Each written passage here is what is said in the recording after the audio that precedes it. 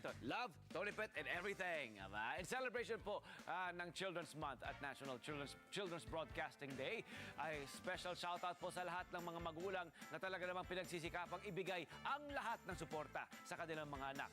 Tayo bilang mga anak, alam natin kung ano nga ba ang mga bagay na kayang gawin para sa atin ng mga magulang natin. Sa totoo lamang, ang susi sa tagumpay ng bawat bata o anak ay ang partnership between parents and their children. Kagaya na lamang po nitong mga bisita natin ngayon, naku bigatin ang kanilang kwentong dala at ang inspirasyong hatid nila. Please welcome Miss Angel Torres at ang kanyang ama na si Sir Roden Torres. Kasama rin po nila ang ilan sa kanilang support system, miyembro ng kanilang support system. Aba, full name ko po ito Maria Cecilia Abengosa at Ma'am Maria Isabel Galon. Si Ma'am Sab, ayan na. Good morning po and welcome to our Net 25 studio. Good morning po. Good morning, Angel. Good morning. Good morning po. Ayan, good morning po. Aba, si Angel po, okay kinikilabutan ako actually right now as I speak, as I tell you this amazing story of Angels. Si Angel po ay nakapag-set kamakailan lang ng record bilang kauna-unahang visually impaired female na nakarating at nakababa. Aba, syempre kailangan bumalik. Mula sa Mount Apo Summit, palakpakan! Yes! Aba, Angel. Una at higit sa lahat, congratulations. Thank you po. Ayan. Si Angel ay 21 years old lamang at talaga namang ang dami nang na-achieve at patuloy na mag-a-achieve ng kung ano-ano pa. Diba? Hindi lamang mga bundok ang ina-achieve nitong ating new friend. Yes. At una at higit sa lahat, Angel, kailan ka nag-umpisang mag-mountain climb? Year 2016 po. Okay, so that was about 7 years ago. Yes. 7 years ago. And so you were only 14. Apo. More or less. 13 to 14. 13 to 14, opo. And then, dati ka na bang nasasabing sporty at adventurous? Yan? Bago po mag-start ang pagiging mountaineer ko po, actually, sa sports na rin po ako when I was 7 years old. Ang laro ko po nun is track and field. Yan po. Oh, okay. Pero hanggang ngayon, nag-track ka pa rin? O ito na, dito ka nakatutok sa mountain climbing lang? Sa ngayon po, ang sports ko po is obstacle course racing po. Oh, napaka-prolific pala nito si Angel. Nahiya naman ako. Nahiya ako bigla. Ang husay. Okay, so bakit kaya Mount Apo naman ang iyong naisipang akyatin? Actually po, bago nag-start yung Mount Apo, bago ko po yan naisipan. Well, sabi ko nga po kanina, nag-start ako mag-climb year 2016. Yes. So, una po, meron akong isang naging guide, which is si Ate Carmi before.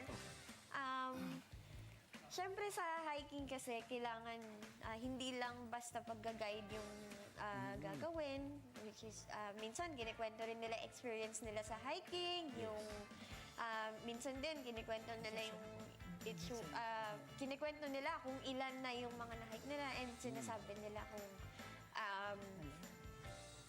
ano na yung yung pinaka-highest mountain na na-hike nila. So, one time, kinuwento niya sa akin yung Mount Apo. So, which is, na-inspire ako sa kanya. So, na-inspire ako sa kanya na sabi ko, kaya ko din kaya. Sabi ko ganun sa kanya.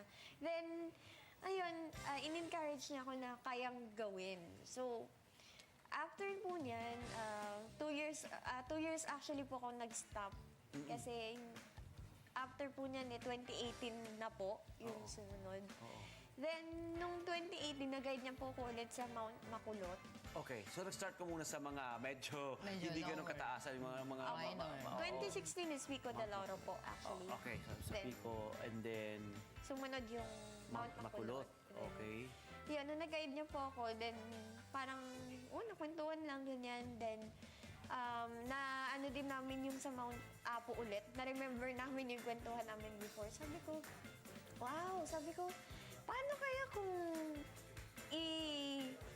pursue ko itong Mount Apo? Kasi na-inspire ako lalo pag umaakyat ng bundok kasi stress reliever yung yung ambience ng bundok. So sabi ko, parang gusto kong Ate Carmen, parang gusto kong gawin yung, or gusto kong akyatin yung Mount Apo. Sabi ko. Wow. Amazing yun. Amazing yun. Jen, gaano katagal ang ginugol mo pa sa pag-akyat? At mamaya natin pag-usapan yung pagbaba. Kasi mahirap yung pag-akyat. Gusto ko malaman kung anong preparasyon ang ginawa mo, anong paghanda ang ginawa mo, at gaano katagal ang ginawa mong pag-akyat? Bine-prepare na po kasi talaga namin yung Mount Apo before pandemic pa. Kaso po, nung ipaplano na po namin papanikin na, biglang nag-pandemic.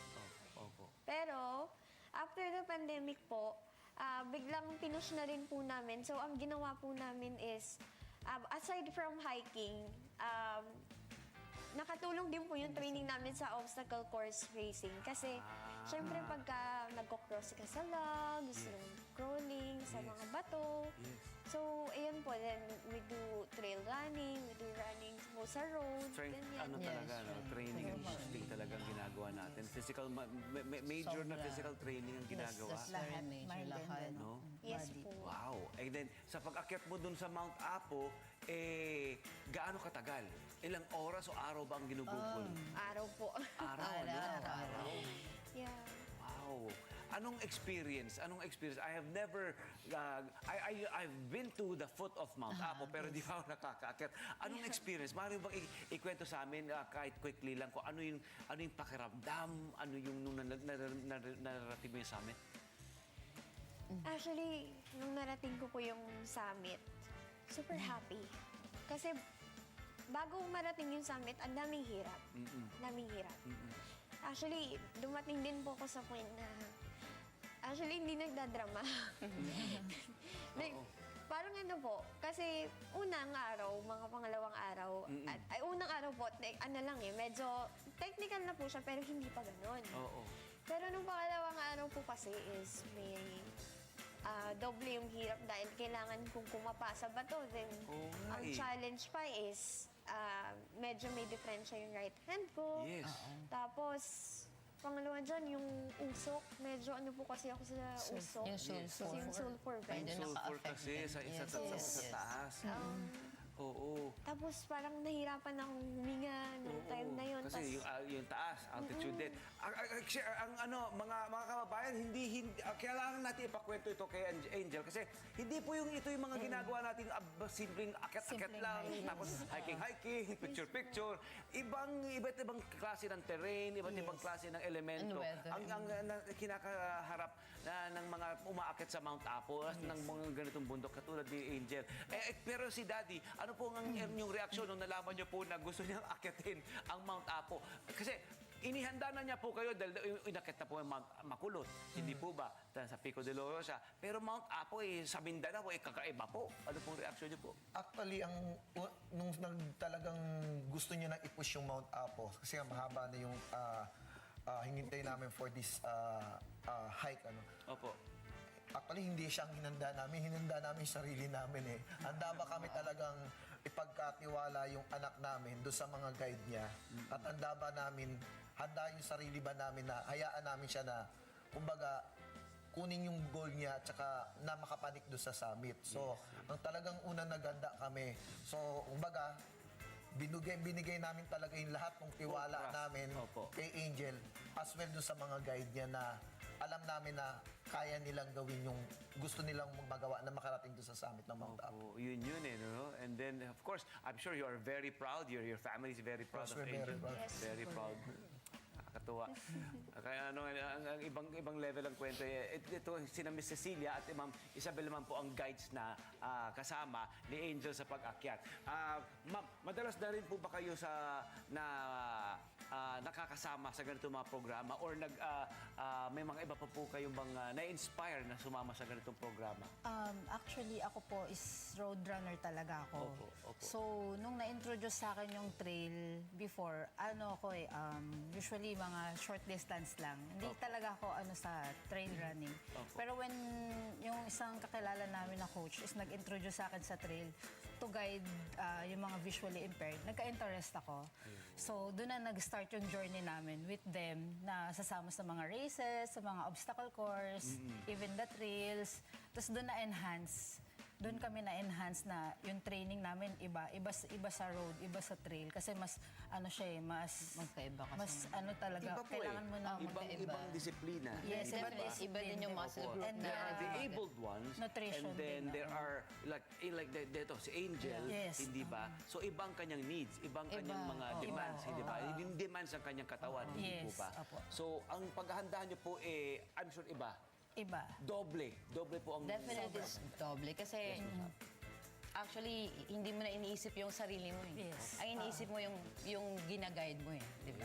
Hello po mga Kanet 25! Si Kuya Tony Pet po ito mula sa Love, Tony Pet and Everything. For more Love, Tony Pet and Everything updates, just click on our subscribe button and follow us on our Net25 social media pages at Net25 TV and at Net25 Entertainment Facebook. Magkita-kita po tayo!